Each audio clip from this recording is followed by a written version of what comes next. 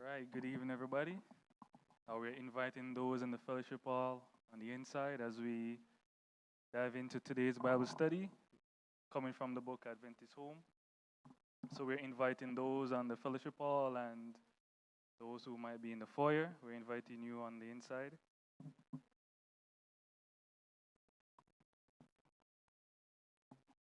Before I begin, I would like to have a word of prayer. Can we all stand? Dear loving Father, I just want to thank you for this opportunity that you have given me where we all can contribute, dear Lord, and lead out in this lesson. I just pray that these words, dear Lord, will not come from me, but I pray that they will come from you. I pray that even one soul, dear Lord, will be impacted for Christ. Thank you. In your loving name I pray. Amen. Amen. All right. So, sometime now we have been in a wonderful book, it's Adventist Home. And it's a very interesting topic today. Last week was compatibility, and this Sabbath is domestic training.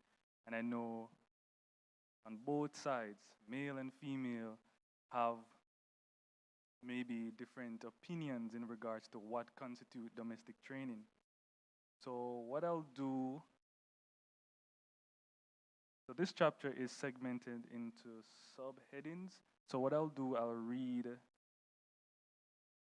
one of the subheadings, and then we'll, do a discussion, and then we'll proceed with the following subheadings. So the first one is preparation for marriage is an essential part of education.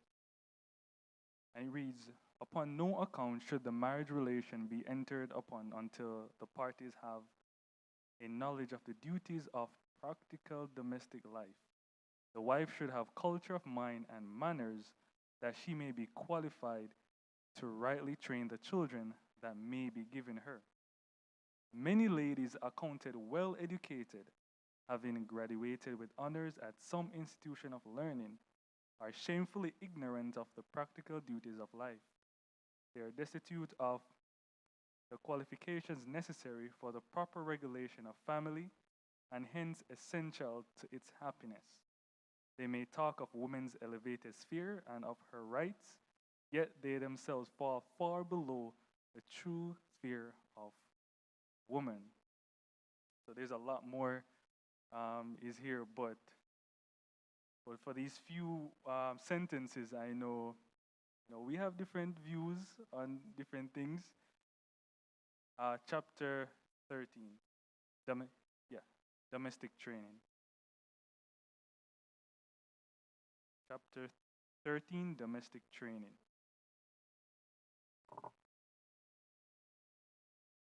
So what are your guys' thoughts so far, hearing what has been read in regards to women's rights and domestic life comparing to our time today? Hello, Gordon.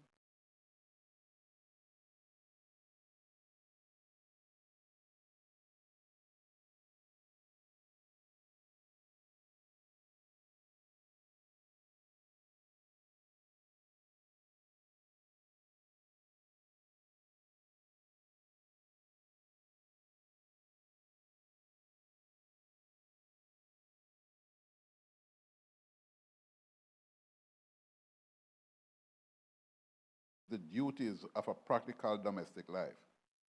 So if I stop right there, it oftentimes we beat up on the ladies and say they're the ones that need to know how to do domestic chores. But as I'm looking at it, it is not just one, but both parties need to have a practical knowledge of what need to be done. So I am thinking that if one doesn't know who people make up that party, and if one doesn't know, then the other one should be able to guide, and they can learn from each other. So we don't want to start beating up on the opposite sex and say they should know.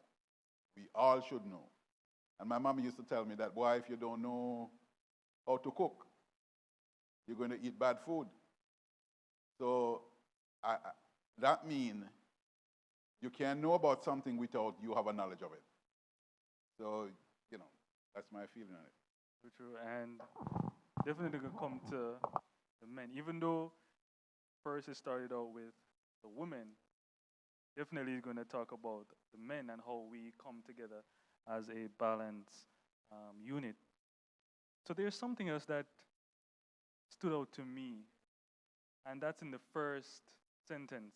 And it says, the wife should have culture of mind and manners that she may be qualified to rightly train the children that may be given her. So there's like an emphasis placed on the wife now in regards to the upbringing of the children. And we have often heard that the husband is the houseband, right? And then we hear another thing, the wife is the queen of the household. And as a queen of the household, even though we have different family models today in terms of, how would I put it, blended families and things of that nature, you would have maids, you would have others who are helping the family. But the role of that mother is it's quite unique, and no one else can fulfill that role, even though there are others that may aid in helping, but that role placed upon her is something that the Lord has given specifically to mothers. And children is indeed a gift and to rightly train. So, same disposition that the wife may have, also the father, but we're going to come to that. But the same disposition as what the wife may have or the mother, the child will also inherit those very same things. So she will have more time with that child because if we look at the culture, even back then to now, men are deemed as to go out and earn money, even though women do the same thing too, and we're going to get to that. But traditionally, that was the model, and the mother would be at home most of the time taking care of the household. So the father would lay down instruction, and then the mother lay out the law. And we read in Proverbs, it actually, I want to read it real quick before I ask any other questions. I'm going to find it. All right, so Proverbs chapter 1 and verse 8, it says, my son, hear the instruction of your father, and do not forsake the law of your mother. So if we go back to the beginning, there's two pair. We have Adam and Eve. And specifically those two, because we came from that family, right? And so as we continue, before I even move on, does anyone have any other thing they would like to add? Yeah, the Lord in His wisdom made, obviously man and woman. And, I like to be pragmatic in 2024. A lot of the things that were relevant when this book was written, going even back to creation, today they seem not to have any validity. God made man and woman, right? That's the nuclear family He established. Now we have two men living together, two women living together, calling themselves husband and wife, and then they adopt children, and the children are exposed to that kind of practice. And so in that environment, what Mrs. White is saying here, there is no way it can be, we can apply that. Because women are they're very unique creatures. We cannot figure them out. It's a losing battle if you should try. And 44 years later, I'm still trying, and I'm still losing. I'm still losing. My mom said before she passed that when God was making Eve, He put Adam into a deep sleep. So when Adam woke up, he saw this beautiful person called his wife. So we'll never, ever. Adam was in deep sleep, or first father, so let's not try it 6,000 years later. On a serious note, though, the hand that rocks the cradle, we have heard that, rocks the world. And women ladies' mothers are the first God that our children ever see. As fathers, we're out doing stuff that might be to benefit the family. But no matter how hard we try, we can never equate the influence of a mother, especially on young minds before they get to that formidable age of 8 on up. So the responsibility that lays on the wife is incredible, absolutely incredible. The sad thing in our society is that a lot of women are left to raise children all by themselves. And we are seeing the results today. We're seeing the results. Broken homes and just chaos because a lot of our men are absent. So it's a very good lesson we're studying, Brother Tevin, but I like to look at the practicality of it all.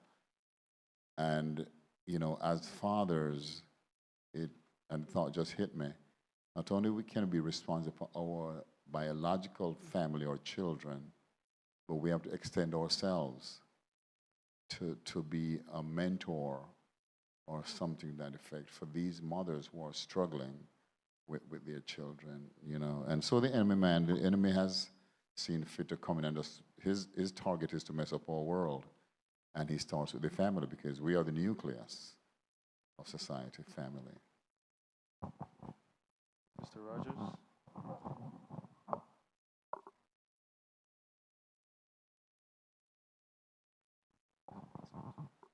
Yeah, it's okay to say that the woman is, the person in the home to, direct the children. But then again, you're talking about what kind of woman? Because if it's not a godly woman, and even in that sense, I mean, we have levels of godly woman. It has to be somebody who is connected to God to even do that job.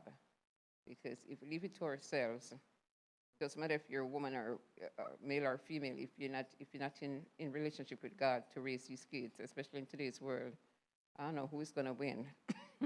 Because it's not an easy thing. And like I said, the family has changed so much that you can't say, sometimes fathers have more influence on the children than some of the women. Because it depends on the woman's background, where she came from herself, how she was raised, so it's I mean, people enter into marriage prepared or unprepared. It doesn't matter. Sometimes you can have people who have not, women who have not been exposed to what we're talking about, a Christian value, Christian life.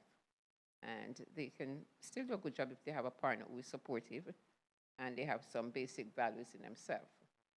And we can have Christian homes where the dad is gone all the time, no interference, no relationship with the family. The mother is left stressed out to take care of the kids. I mean, like, you can't possibly in a right frame of mind taking care of kids when you don't have that strong support, and if you don't have God, even worse.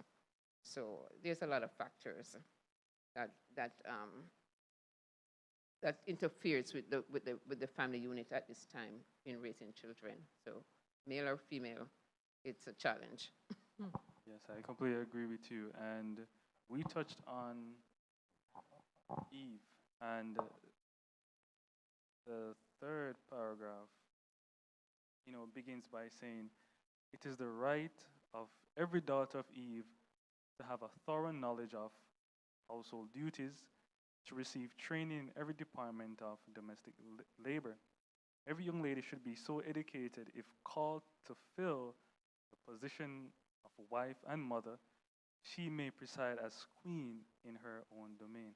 And as what Sister Rogers just said earlier, that what kind of woman are we talking about? Our mother. And here outlines, if called to fulfill the position of wife and mother, she may preside as queen of her own domain. Yes, Elder Gordon?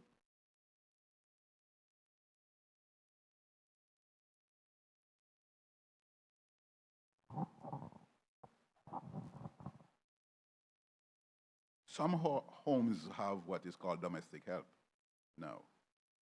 And oftentimes those surrogate mothers are left to raise the children. But even if a home has help, the, the mother,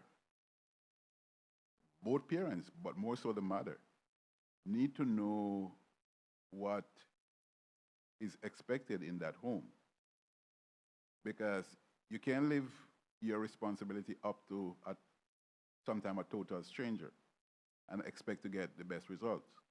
You yourself have to know what is expected, that you can direct those who are giving you that help. I agree with you. Brother Shakes.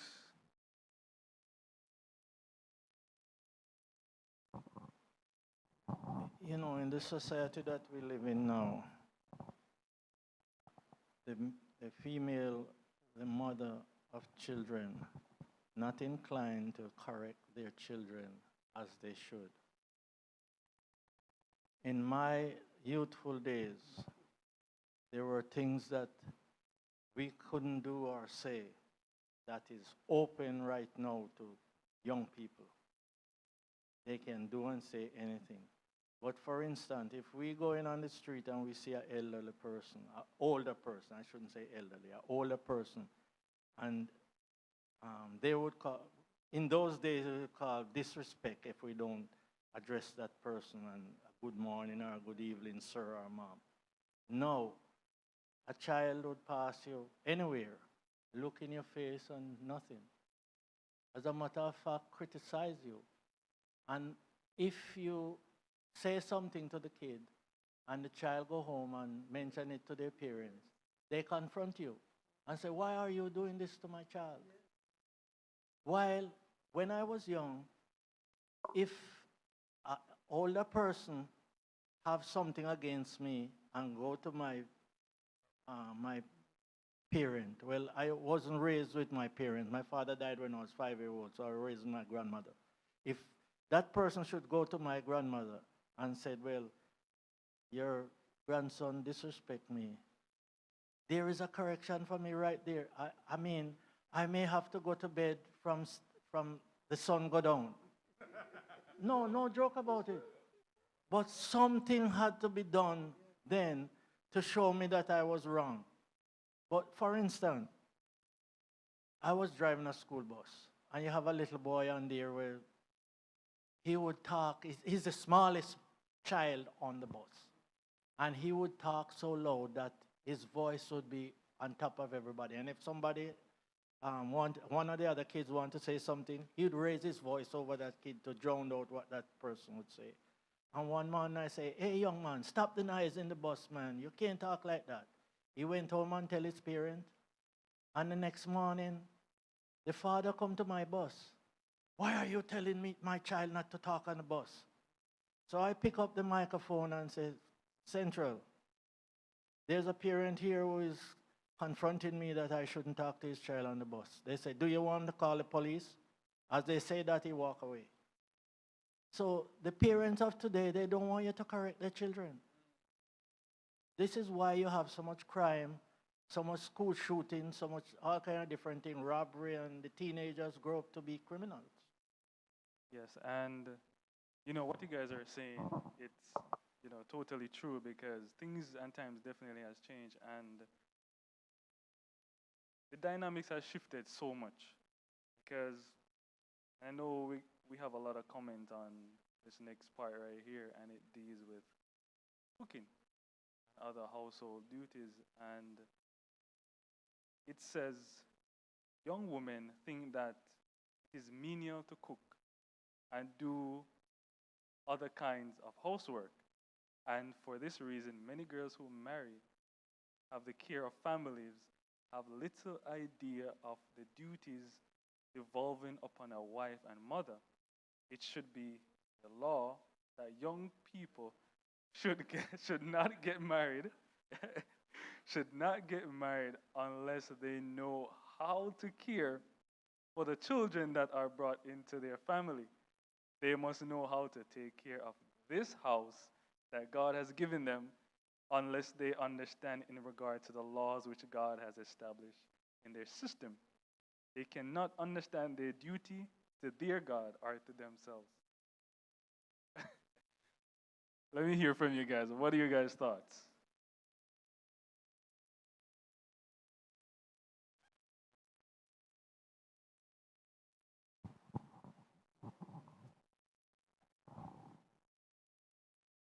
in our time, if you say that to a prospective person who is going to get married, they might look at you and say, not in my time. Because a mother would rather go down to McDonald's or Burger King and buy something for the children than sit down and prepare a well-cooked meal. And they would say that's what the children like. You see what I'm saying? So in the time when Sister White was writing this, I think that was the practical approach, that if you're going to get married, you need to know how to take care of yourself and the children that you may get. But nowadays, society is of such that children are having children. And they can't take care of themselves, much more to take care of somebody else. So I think this not only need to be a study, like in setting like this, but it need to be something that is being practiced. Because that's why we have, so much sickness, and things like that. So this is something that need to be practiced in the church and outside of the church. I agree. And it is important. I don't want us to think that it's a simple issue. It is actually a big issue because if you think about it, with the health situation that you mentioned, there's so many diseases going on. And if you ill prepare food, right, that can cause sickness and that can also lead to death. A lot of people may not know, but it can actually lead to death if you don't prepare the meal properly, right? And the food has to be palatable, right? You have to look at it and say, okay, I want to eat this. And it also has to have that nutritional balance where you have right level of protein, right portion of protein, right portion of healthy fats, vegetables, your carbohydrates, right? So as a young person, I was taught from a younger age, from 12, 13, how to cook. Because my mom would do most of the cooking as a kid growing up. And I mean, I was a teenager. So she started to show me, things to do. My dad could cook also, but my mom was the one that told me, you need to come and you need to learn how to do this, right? And there was a period in my life where I didn't have my father, I didn't have my mother. I was the only one in Jamaica. Everyone was here, right? And I was there for almost 3 years by myself. And I had to learn how to really make good food. And there are times where the rice would be burnt. Yeah, rice would be burnt because I'm learning, right? But I never stopped. I continued until I saw even my uncles and I saw the people like, how did you get the rice and peas like that? Because there are times when I would use the peas and the rice. I said, I like when it has that red color, right? And they would say, no, sometimes you have to soak it, overnight and these things. And I started to adapt what they told me. And after a while, I just started to for myself. 3 years, I started to wash, clean, everything. There are times women in the community would pass me by and said, sure, you're the only one that lives here. Because I'd wash the curtains, the sheets, everything, and hang them outside. Because that's what my mom taught me. But coming here now, it's a lot different. I've talked to young men and also young women. And some are trying, don't get me wrong, some are trying to, do some things. And I have to commend them on it. And because none of us are on that, I would say, that level where we know how to do everything, right? But we are still learning. And I believe that a lot of us here are still learning. So with my experience, encourage even the older folks to, be patient with us young people, we are trying. Any other points on the whole cooking? Well, in my days, you couldn't, as a young man, couldn't go near the fire. And your parents would have to do all those things. Yes, they will call you a mama man. That's the word that they normally use. So, but now, which is totally different, when I started to grow up and everything and see how things go and such like, I realized that it was good for a lot of it at that time. I mean, I realized that it was good for us to learn from our parents. But as I said, we couldn't go near the fire and all them sort of stuff there. We couldn't do that. So those days was different from now. All right, so my next question would be, there's a part in here where it says it should be a law that young people, not young women, young people should not get married unless they know how to care for the children that are brought into their family. That's not their kids. It says kids that are brought in their family. It could be your niece, it could be your nephew, it could be a stranger's kid, a neighbor's kid, right? So what are your guys' thoughts on that? It should be a law that young people should not get married unless they know how to care for the children that are brought into their family.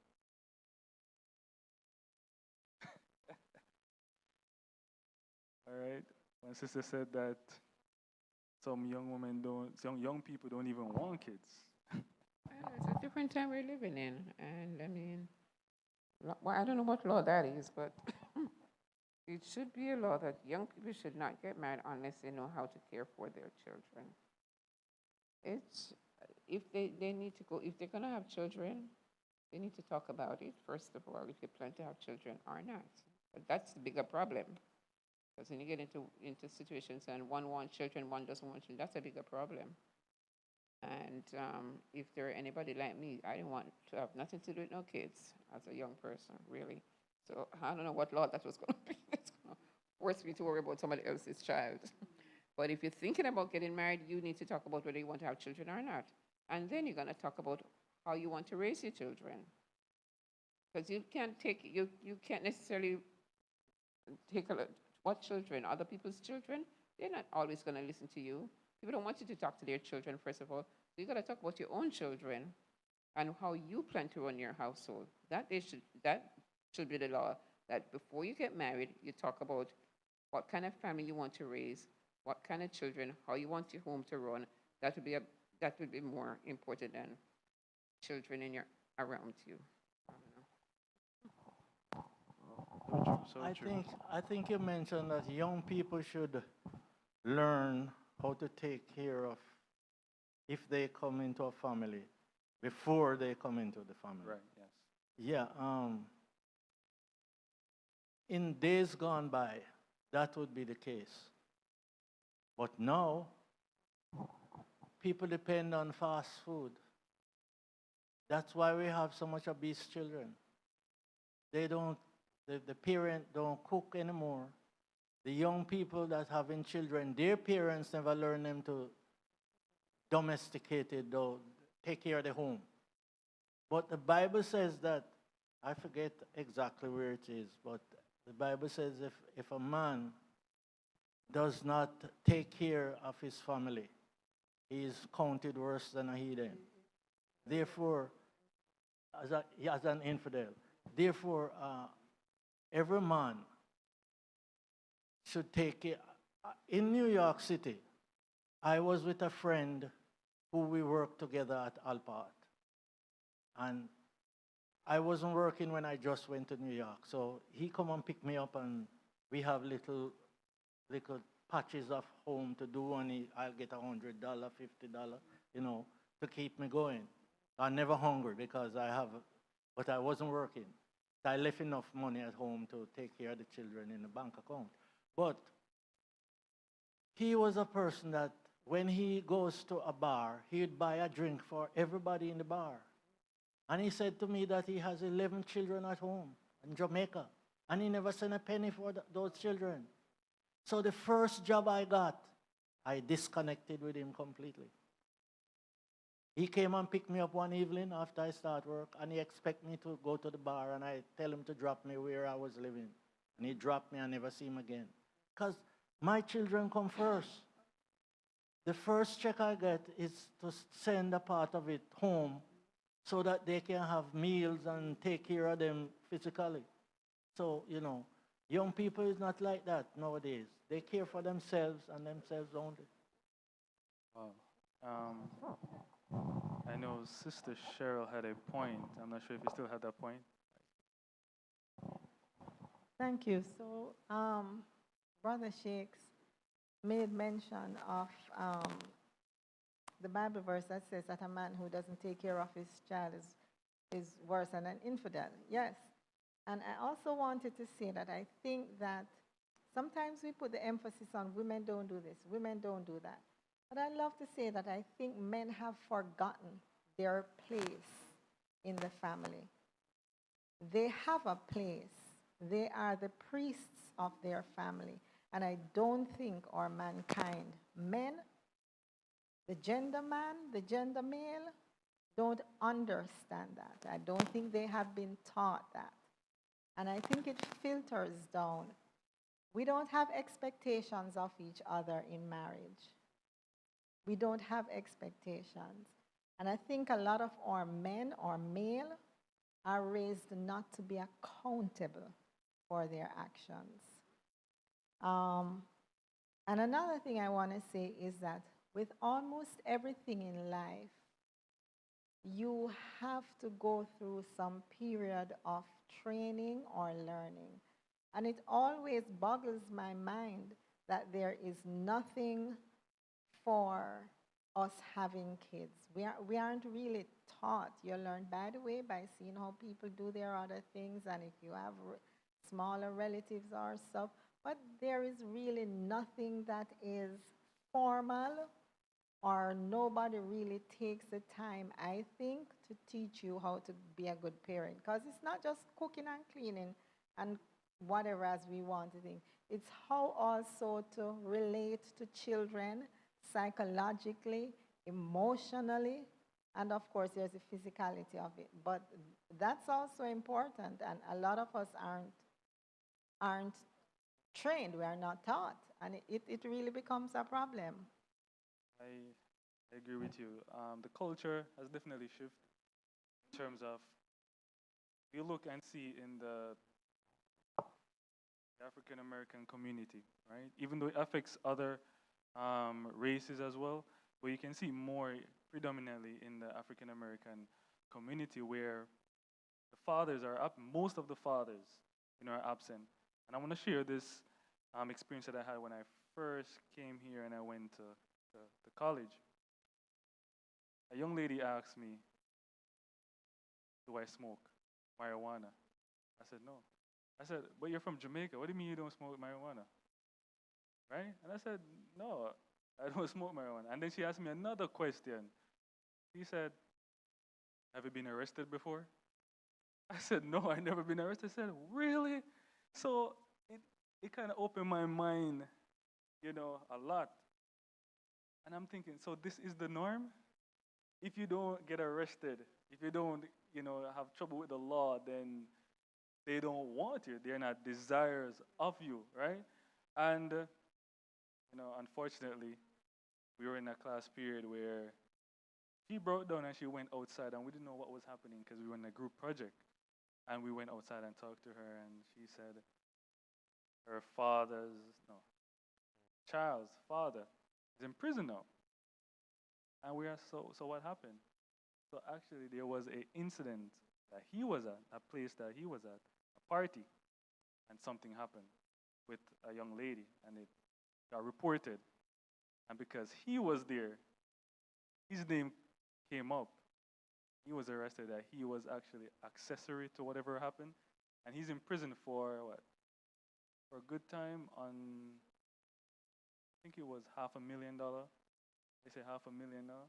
So with all of that, I said to myself, what has someone done beyond $500,000 bond? So I realized that there's a lot different when you're in communities, because where I grew up back home and come here, it's totally different, totally different. I can't relate to some of them when they go through certain things and they say certain things. I can't relate because that's not how I grew up. But there's been a big shift, and I believe as us men, we, as what Sister Cheryl said, that many men don't know their role in the household, or in a marriage, or a relationship. We only think that, okay, I'm just in a relationship. All right, introduce my partner to everybody else, right? And that's it. Oh, you guys look good together. That's it. But there's a lot more to it where I thought about the psychological part. And I remember a quote before I come to Sister Rogers. There's a quote that says, heal from your traumas so that your kids don't heal from your parenting. Right? Something of that effect. So it's very serious. It's very, very serious. Sister Rogers. Which is why I said, because a lot of us don't have parents who groom us, prepare us, neither male nor female, to be these adult women entering into marriage. I don't recall my mother talking to me about marriage or anything like that. Becoming a woman, period.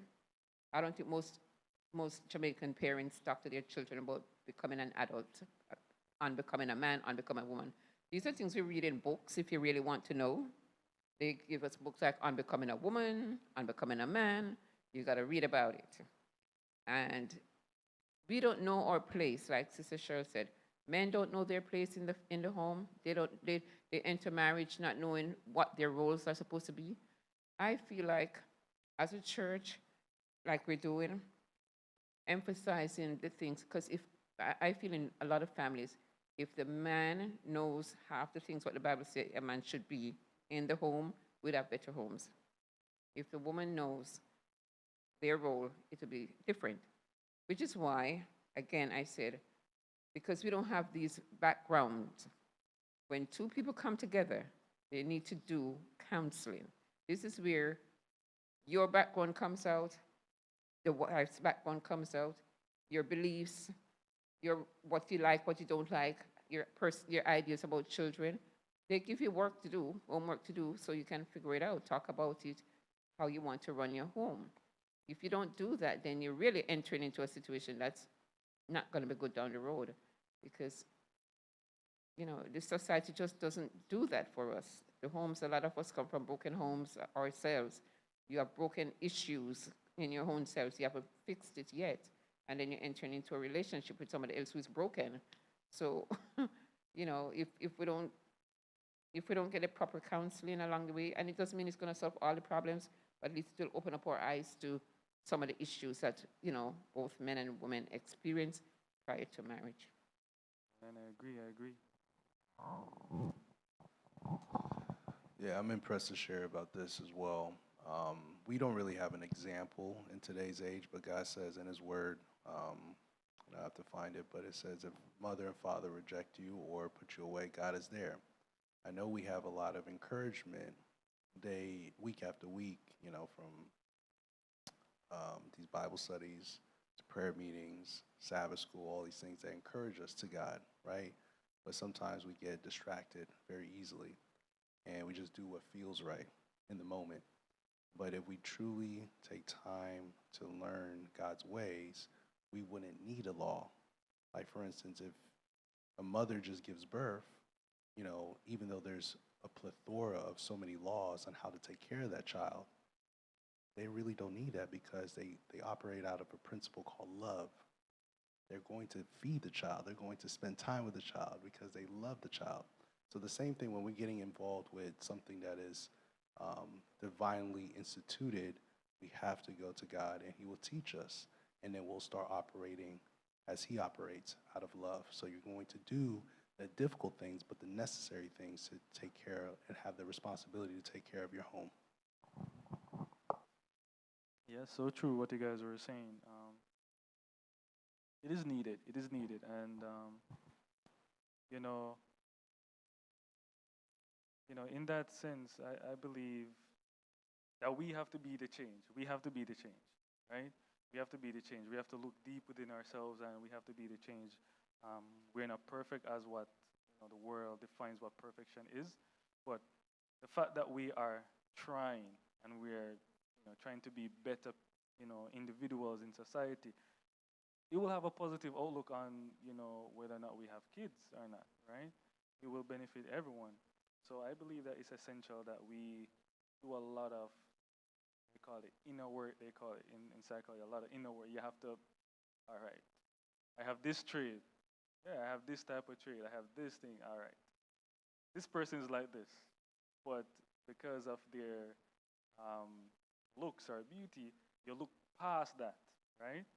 And then other things you did not see. But when you enter the relationship now, marriage, all of that comes back out and we don't know how to deal with it. And divorce is not an option because you're both Christians, right? And you believe what the Bible says.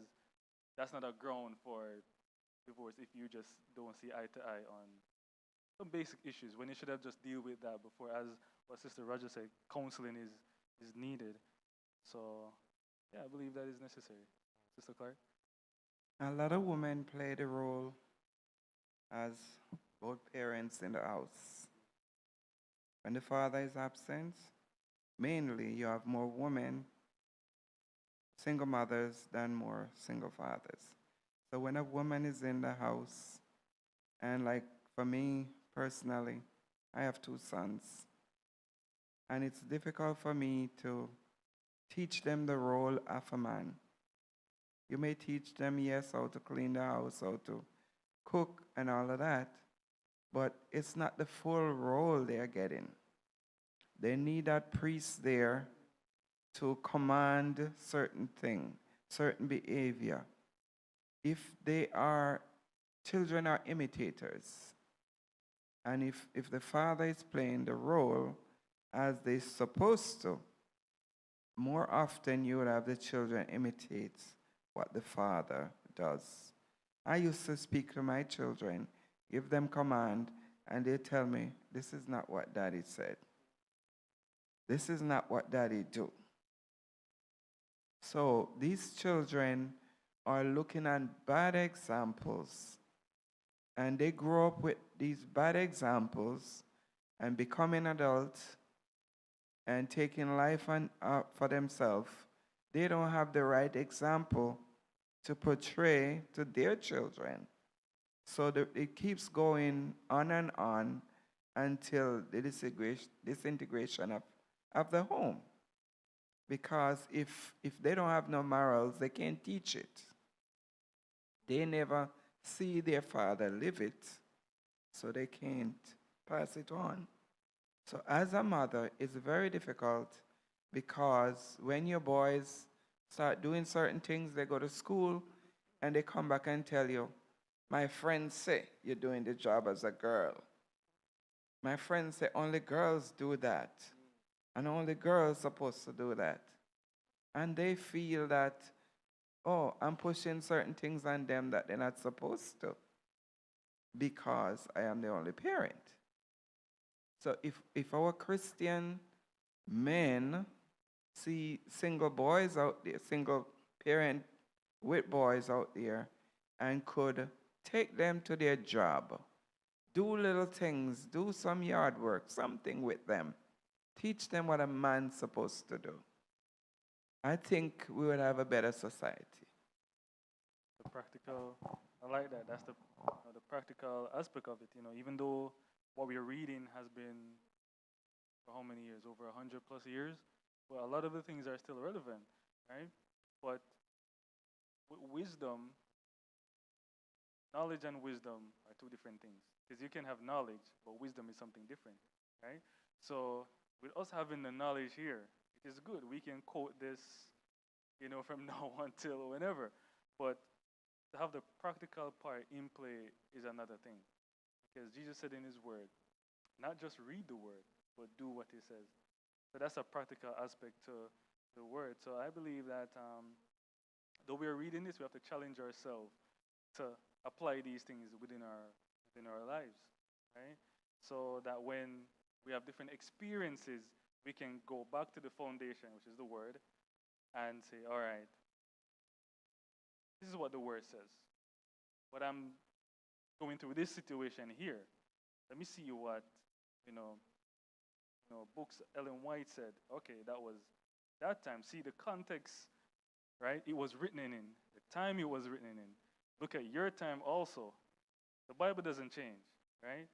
So the Bible being your foundation, you go back to it and say, all right, but why is this an issue? Why do we have these issues going on, right? The Bible has all the answers.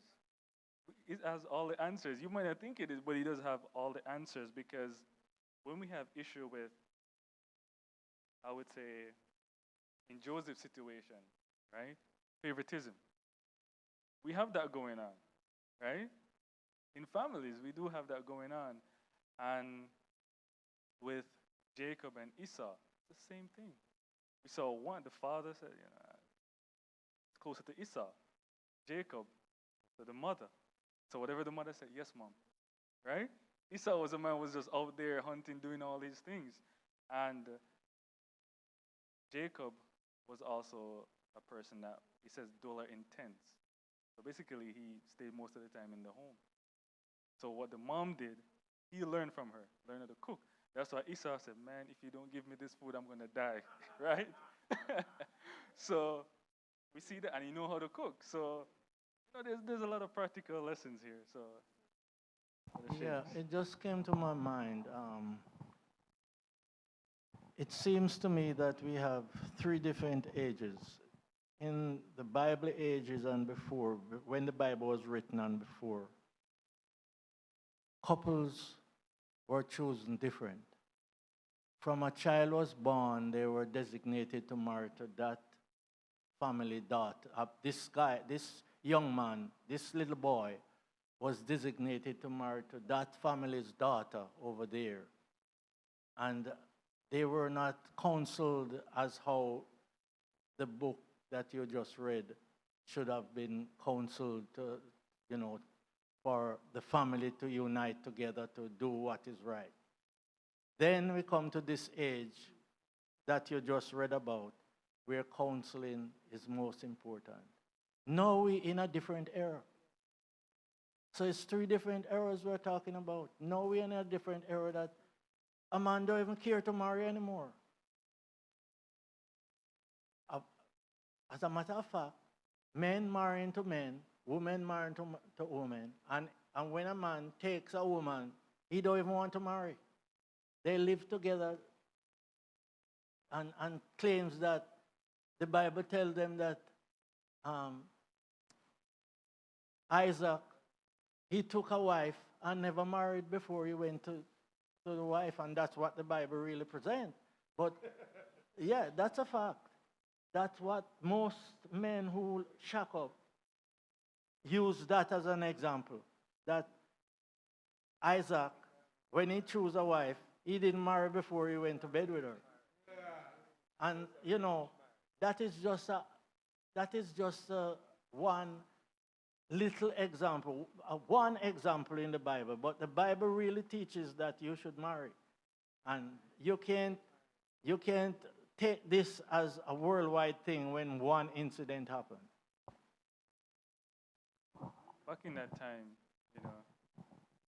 they had practical ways of having families join together. And even in that situation, there were certain things that they did, which is with the chief that went to seek that wife for Isaac, right?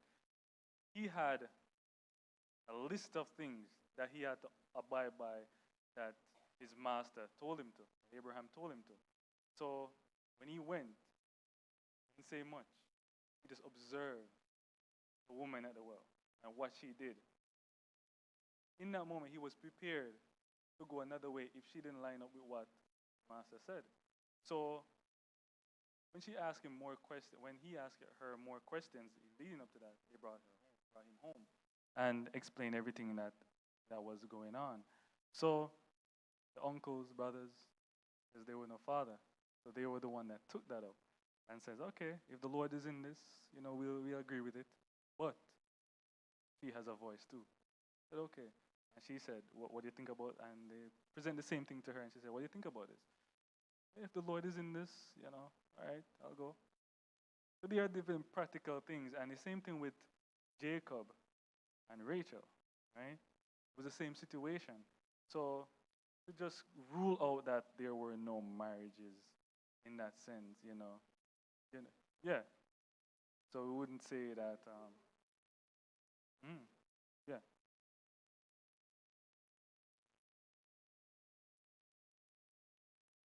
So they just shack up in his mother's house. No, Yes. I When wouldn't agree with that.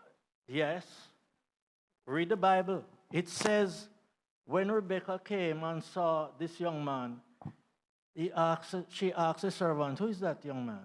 And he said, "That's my master Isaac." And she get off of the camel, and Isaac took her in her mother's room, and they lay together. The Bible says that, not me. Immediately. Yeah, that's What the Bible says.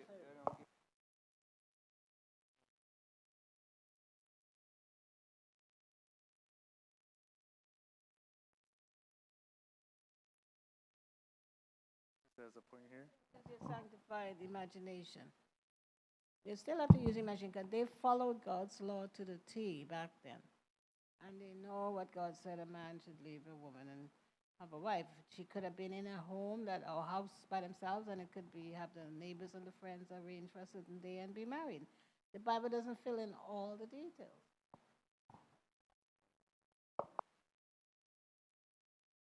The servant knew what his master wanted, and he would not have allowed it, I don't think, either. He would have wanted done proper for his master. After you go all that distance and go through all that, he wouldn't have them come and break God's law. Yes. Don't know if you still have a point, Anton. Yeah, I just wanted to show the symbolic importance of that situation with Abraham, Isaac, and Eleazar, because how you say it now? Eleazar was acting in behalf or symbolically as the Holy Spirit. Abraham, the father, and Isaac, the son. So if that was all divinely orchestrated as an example, we can't assume that there was any sin involved because Eleazar even asked God to reveal the wife for Isaac. So we know God was in it. Yes.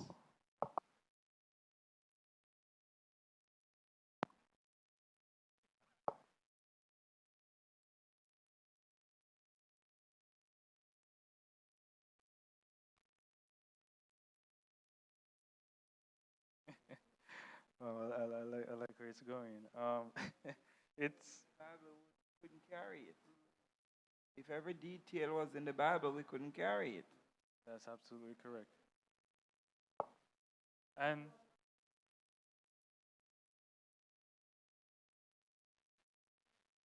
well, hold your point, Brother Chase.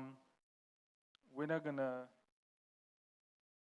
exactly. We're not trying to, twist the word or anything.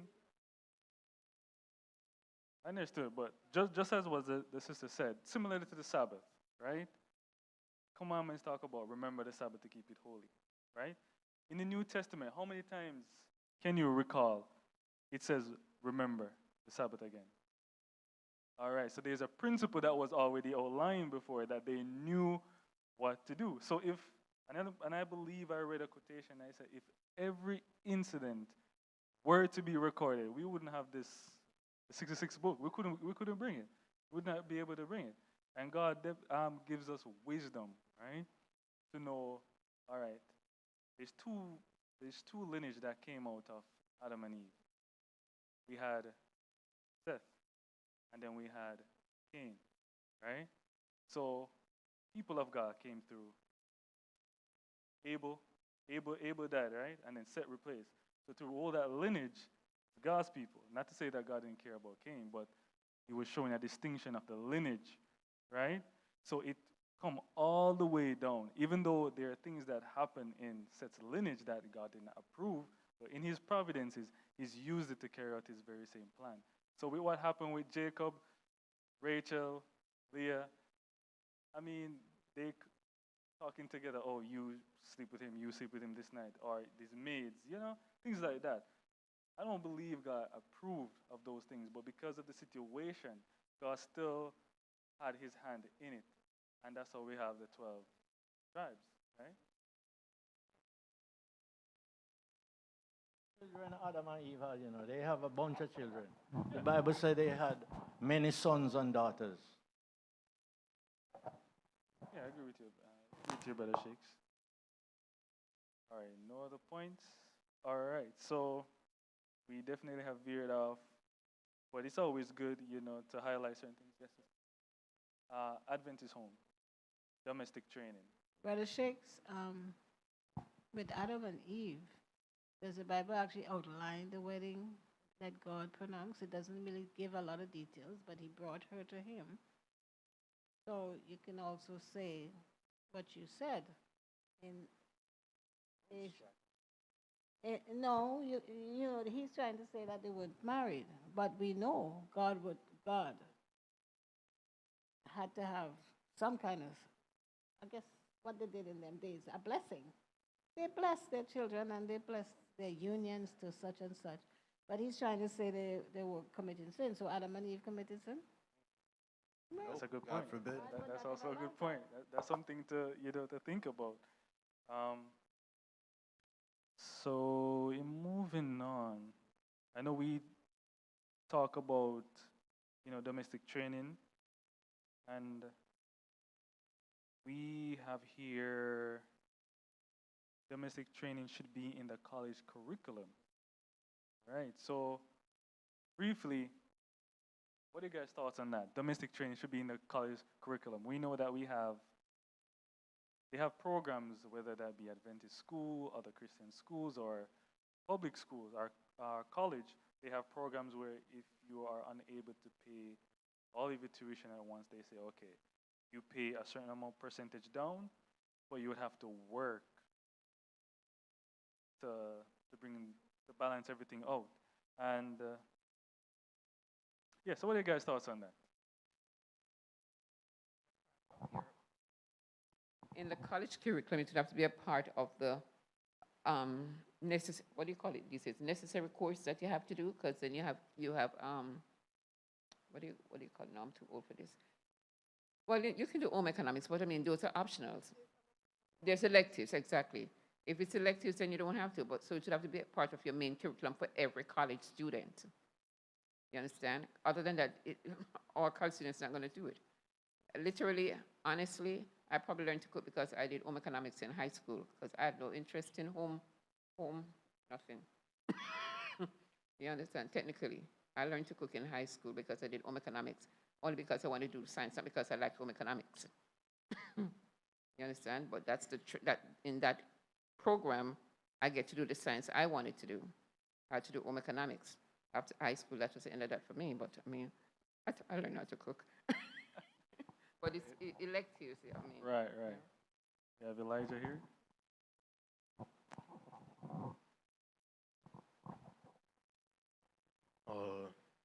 I think, what was the question? You said that Domestic training should be in the college curriculum. Like, what are your thoughts on it? I think that would be a good thing, because in school, like the things we're learning, it's not really. I feel like, I mean, I'm still in school. I'm going to ninth grade right now, but I feel like the things that we're learning isn't really gonna benefit us as much as learning how to pay your taxes, or learning what are good ways to spend your money, how to save, what are good things you need to learn, to like stuff like that. But like most adults, I've asked them if the stuff that they learned in high school, are they using it in their day-to-day life, and most of them have said no. So I feel like the things that we're learning right now isn't really benefit us as much as other things could. And Elijah made a very important point. He mentioned the finances, right? That's a part of the duties of the home. It's not just spraying off the bed, the cooking only, but also how they manage money, right? You give your child a certain amount of money, you have to guide them in how they spend it. Because if they go to the store, give them $10, and they give them counsel on if you use a certain amount out of it, this is what you will have remaining, right? So if you go to the store and the child sees some things that it's $10, oh, I want that because I have the $10 in my hand, right? So you get it, but you have nothing else. What if you have an allowance? Every 2 weeks, as a kid, you get that $10, right? If you use it in one sitting, you will not have that until the other week. So you would have to deny yourself of other things until that week, has expired. And when you mention about the finances, I believe that is neglected. We do have business courses, accounting, macro, microeconomics, but it doesn't teach you budgeting, right? Some college algebra, they do have some section where they talk about budgeting, but it's not the overarching theme. They will teach you more of Pythagoras theorem. They will teach you more of trigonometry. They teach you more of that stuff. But when you go out in the real world now, you do not know how to balance your own expenses. You start overspend, right? So it's very important of what I said. Any other points? Yes.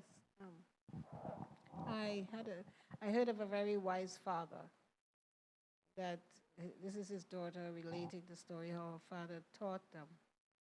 And they were wanting a lot of different things that young people in the home would want, but he was trying to teach them that the important things, the roof over your head and for everyone's care. And she said, I will give both her and her brother all the funds that I earn that you see me using to care of us. And here's a list of things that needs to be done. And whatever is left is yours. And she understood and saw that it was barely sufficient. And so they didn't act and want more than they know their parents could give them. And it allowed them to see that the parents may have to cut short on something so that they get what they want, but maybe they will do it now and again. But she said she learned from that. And I wished I had someone like that. In my life, we never got any of it at all in my day. We didn't get allowances. Their parents barely made enough to survive for the 7 children that day. And that's another thing, too. They made more than they could afford to feed. In those days, that was the custom, it seems. And so that could cause a problem on your budget as well. Today, they may have 1 or 2, and they could carry them right through to college, in a sense. But it's a very important thing to teach your child. When you go to be an adult, you start working, you're not going to go and buy a $500 dress and can't eat for the other 29 days. It's a very important skill to learn. Even if you go to accounting school, I don't know if that's part of it. You learn how to function in an office, but not your personal life, So I think E.G. White in another book, Child Guidance, talks about the homeschool and having your child outside and doing all these little things with them. So as they're coming up, you give them like a quarter or 25, something. I don't recall all of it, but some of the things I learned from very small. And I didn't have that privilege, so I struggled for years.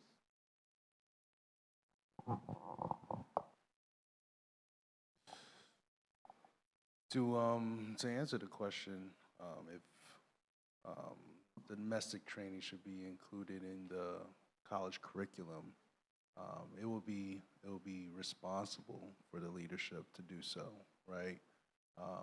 To help properly develop, to guide the young minds, especially with all the responsibility. But we live in a world now that,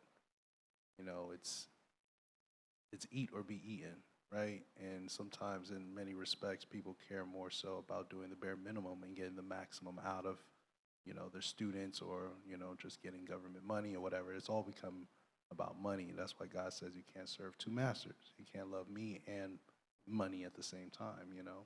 So, yeah, it will be responsible. It will be awesome, to have more guidance and making it mandatory, because it's a good thing, but a lot of these kids are getting into debt, and then afterwards, they're just kind of left to other programs, and they're pretty much becoming slaves to society.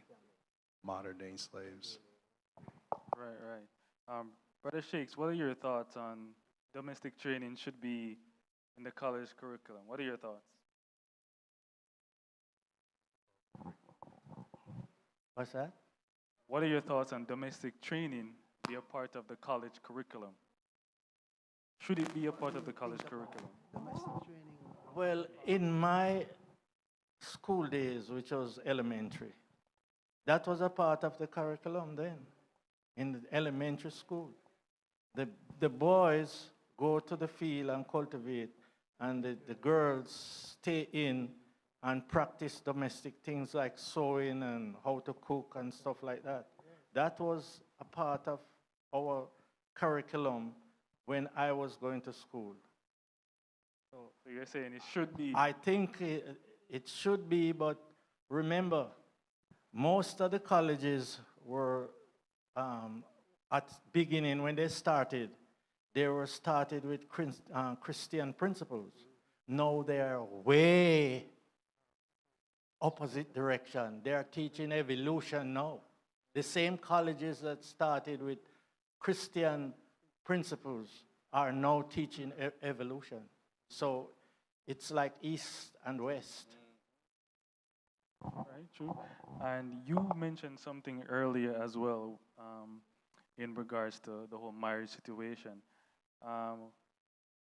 So the last portion of this chapter is entitled "The Prospective Husband Should Be Thrifty and Industrious." I know the first half we spent talking about the women, so now we're gonna get into the husbands. So I want to read this quickly and just hear your guys' thoughts on it.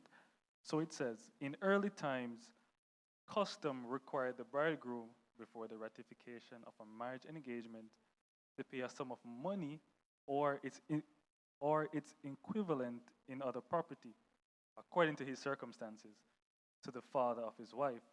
This was regarded as safeguard to the marriage relation. Fathers did not think it safe to trust the happiness of their daughters to men who had not made provision for the support of a family.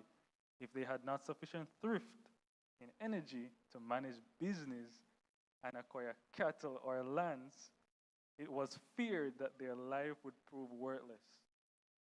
But provision was made to test those who had nothing to pay for a wife. They were permitted to labor for the father whose daughter they loved, the length of time being regulated by the value of the dowry required. When the suitor was faithful in his services and proved in other respects worthy, he obtained the daughter as his wife, and generally the dowry which the father had received was given her at her marriage. Exactly like Jacob, right? So, yes, so as it says here, it was a test to the sincerity of the person who's pursuing the daughter, right? So if he didn't have sufficient fund, he had to work his way up. So in Jacob's case, he had to show integrity, perseverance. In the first half, 7 years, who did he get? Leah. Now he had to work an extra 7 years for the one that he desired. But he committed to do it, and Laban realized, this guy is serious, man. 14 years. That means it is not infatuation, actually, love. And he did what he needed to do. So this was a custom paying the dowry. I know in certain African cultures or Asian cultures, they still do that. But in our American culture, the Western culture, they don't do that. So what are your thoughts on that, Elder Brown? Elder Brown. What are your thoughts on this, Elder Brown, where you have to pay the dowry, right, for someone's daughter? So you have a son. For example, you have a son, right? And you have to pay the dowry in order for him to marry his wife, like in Jacob's time. What are your thoughts on that? Correct. So what do I think about Yeah, what are your thoughts on that? The cultural aspect of it. Well, I mean, all I can say is that if that was the law or what they were supposed to do, then I would continue to follow the direction of what it. Okay. It was So a in our Western custom. culture, we It don't was do a that. custom. Exactly. So in our Western culture, right? Certain African countries they do that, and certain Asian countries they do that. Right. So in the Western culture, that is not practiced. So what should be in its place for you to say, okay,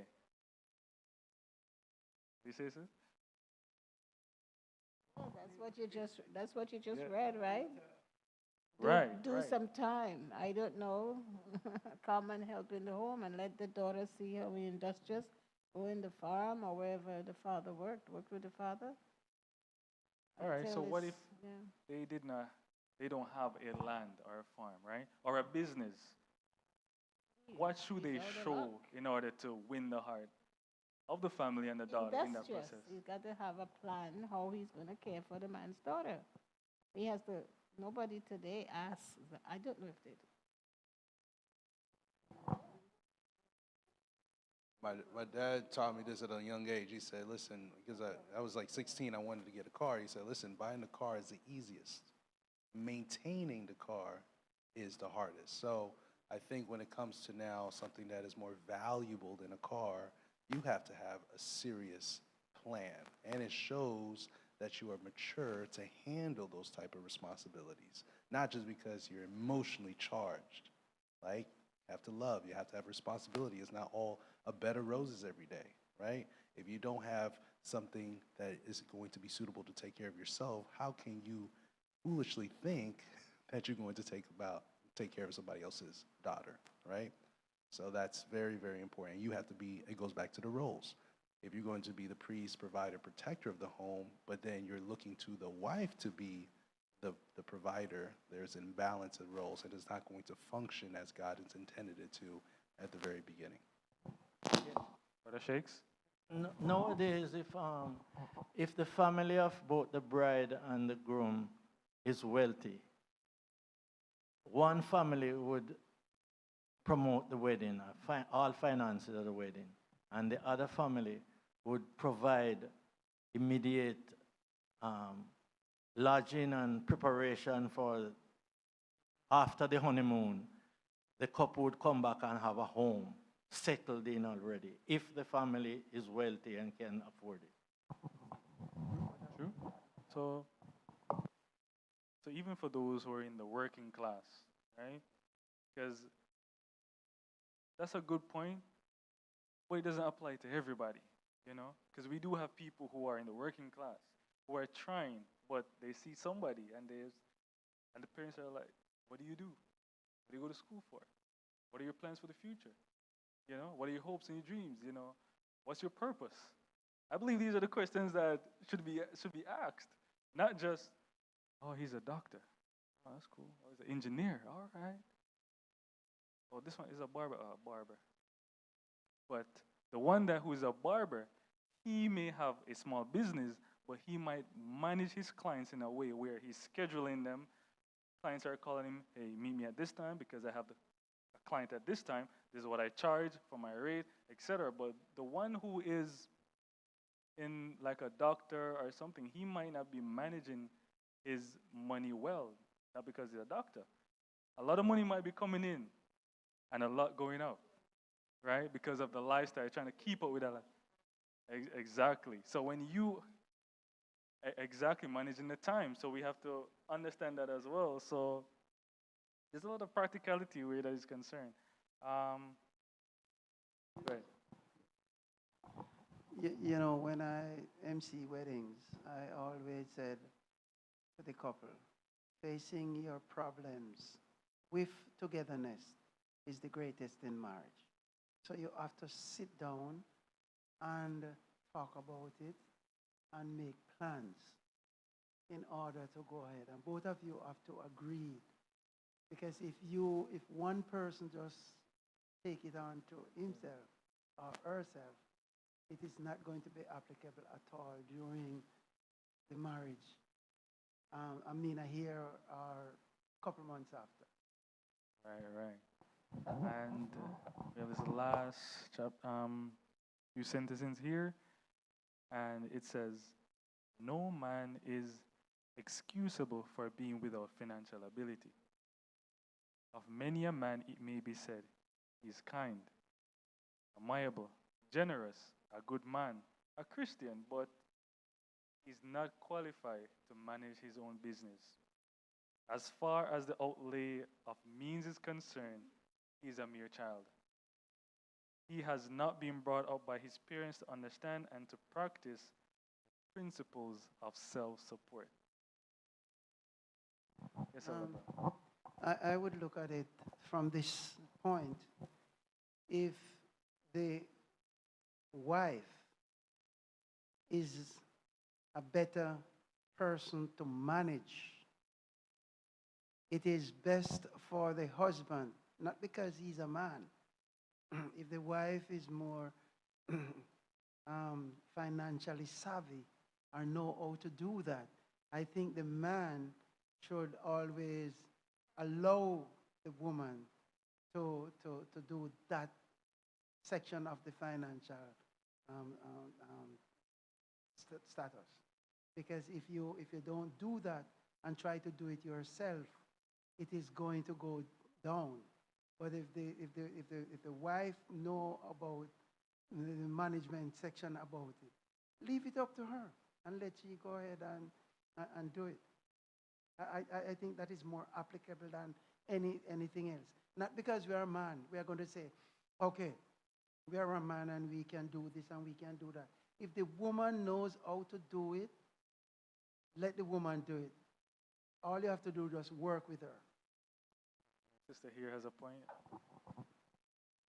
I personally think that's wrong because what happens if the wife die? You will be stuck. So both of you should learn how to do it.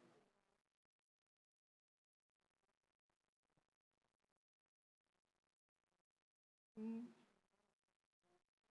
But she can teach you. Both of you do it. She can teach you how to do it too. So both of you.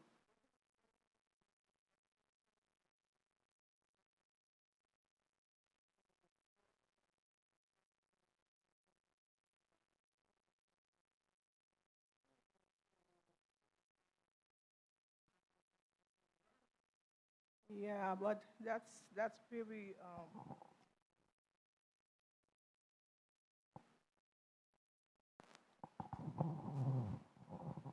The thing is, men doesn't want women, or most men I should say, or some men, doesn't want women to be the head of the household because of their pride and their manhood.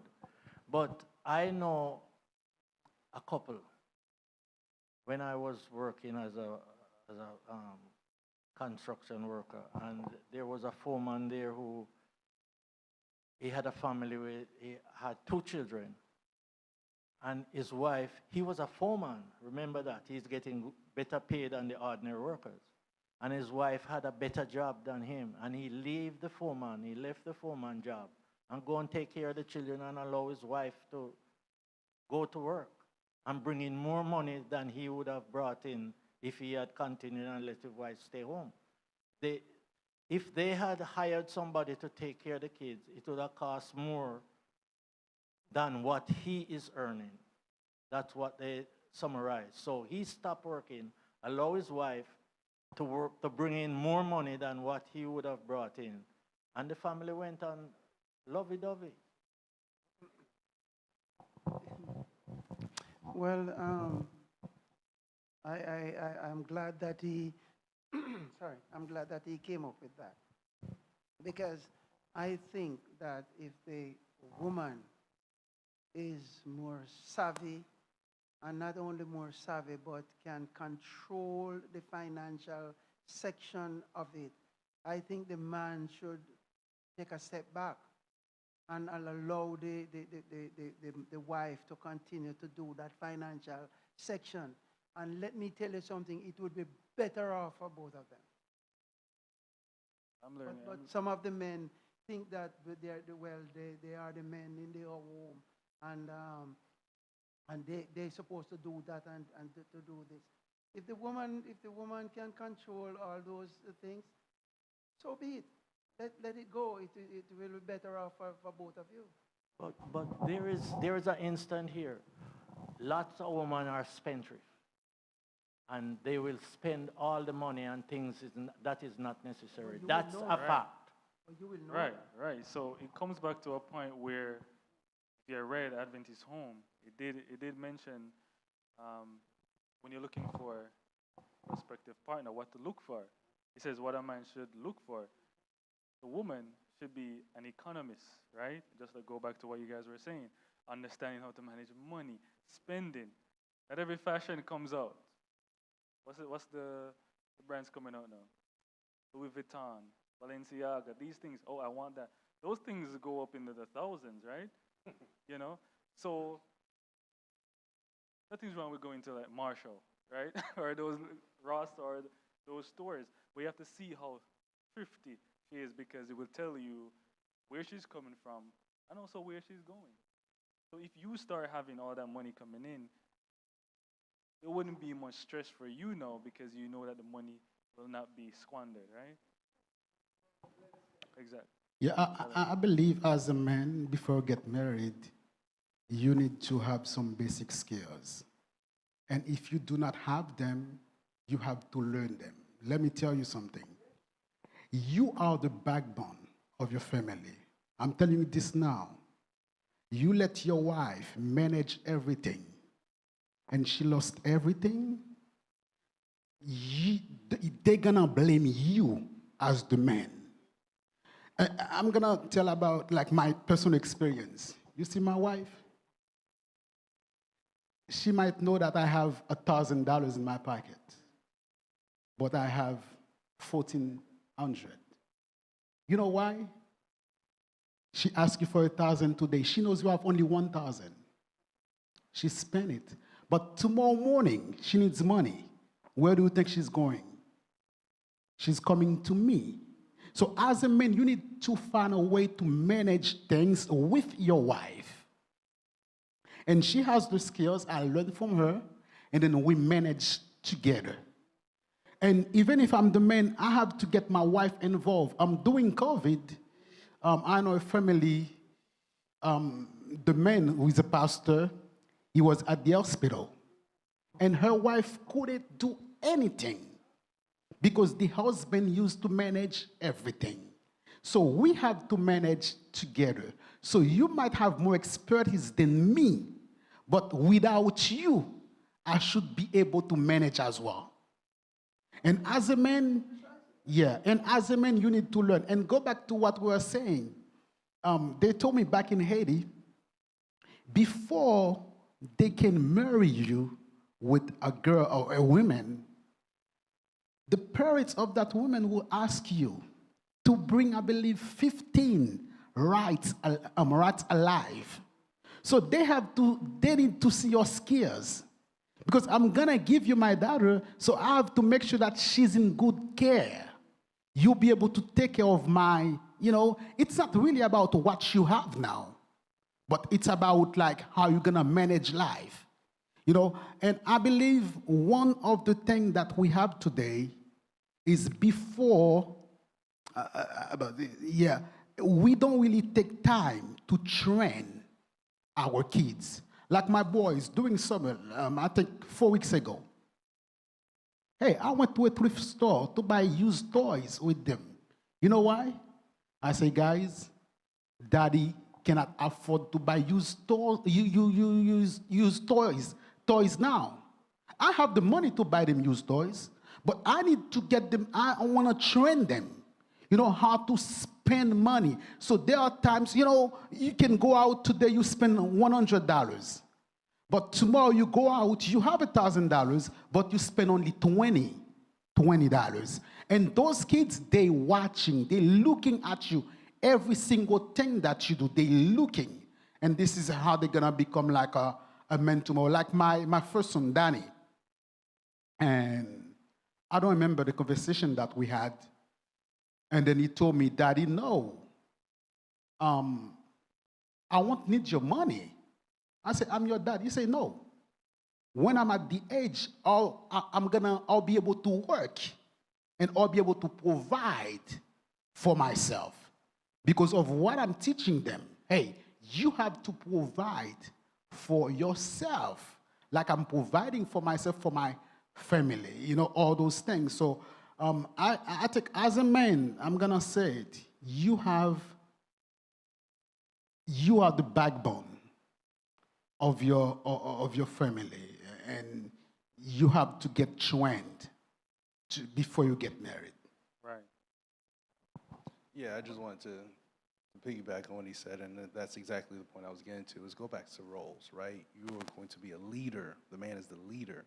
So it's almost like, based on the examples given, it was like, okay, if I start ironing and cleaning and, are we just designating that job just to the woman or just all the finances just to the man? So I love what Elder Dawson brought to mind. It's like, hey, we're managing it together, right? But I'm looking towards the man for the leadership role, to be the priest, to be the spiritual leader of the home. We're not just putting people into a corner saying, this is your job. No. We have roles. We're going to work together. But as far as the leadership of it, just like the church here, does the pastor do everything here? No. But he is the leader. He's guiding us to Christ, right? That's what he's supposed to do. So the same thing with the home. Just because the wife does the finances, but you have a knowledge of it, but certain things don't get approved to be spent unless we agree on it, right? There needs to be a direction the family takes, and it has to lead to God. Right. Exactly. You have one? We only can take a few more comments because we are really out of time. Be a scenario that I'm not going to call any name, but this happened right here in our church. I'm not going to call a name. The wife was fairly educated, and the husband was not really illiterate, but poorly educated.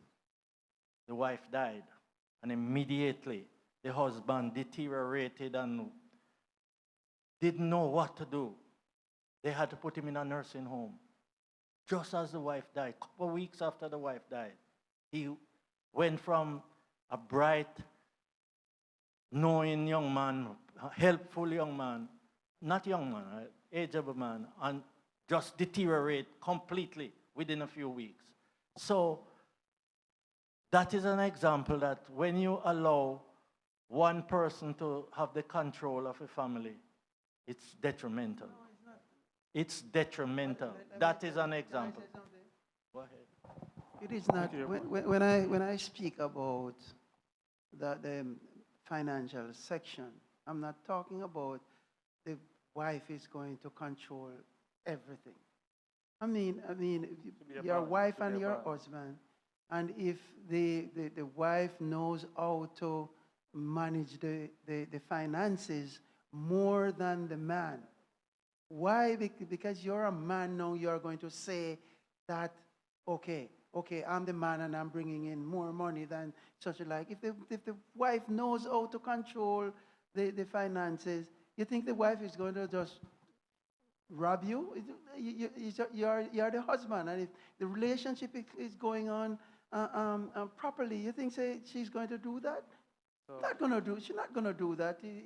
It's a two-way story. Right. And if she can manage the finances better, it is better. I think it is better for the family to let the woman to manage the financial section of it. So in all essence, it should be balanced. And also, each family dictates how they run their family with principle. So not one size fits all. But we are at the end. We are long over the time. But I do appreciate you guys for coming out and share your thoughts, because I'm learning as well. I'm learning as well. And hopefully those online have gotten some new knowledge of what constitutes domestic training, because it's something that we do need, especially us young people. We definitely need that. And, if it's God's will for us to be married, we are able to manage a family. And if not, we're still able to manage ourselves, right? We have to understand how to manage our business, or account books, balance, we ought to spend, home duties, everything. We ought to know how to do these things even so. So we are coming to an end, and next week, same time, we have a different chapter, chapter 14. You see what it says? It says true conversion a requisite. So I know that's another important topic to be talked about. So I do thank you guys for coming out. I would like to have a word of prayer to end out our Bible study tonight, this evening. Can we stand for a prayer? Let's pray. Loving Lord, I just want to thank you so much for this opportunity. Thank you for those who were here in person, those online, those who contributed, dear Lord. I pray that each person will go away with a new knowledge of what constitutes domestic training, dear Lord. I pray that we will have a balanced view of how things are. I pray for those who will be traveling, dear Lord, to different locations, that your holy angels will encamp around them as we travel, dear Lord. I ask that you will give us sweet peace. I pray that we will all have a wonderful week. Whatever challenge that we may face, dear Lord, you know them. I just ask that you will prepare us to meet them, dear Lord, and I pray that our characters will be strengthened through those trials, and in the end, we can come back next week with a testimony or an experience to say that you have led all the way. Thank you so much for what you have done and what you continue to do in our lives. In your loving name I pray. Amen. Amen.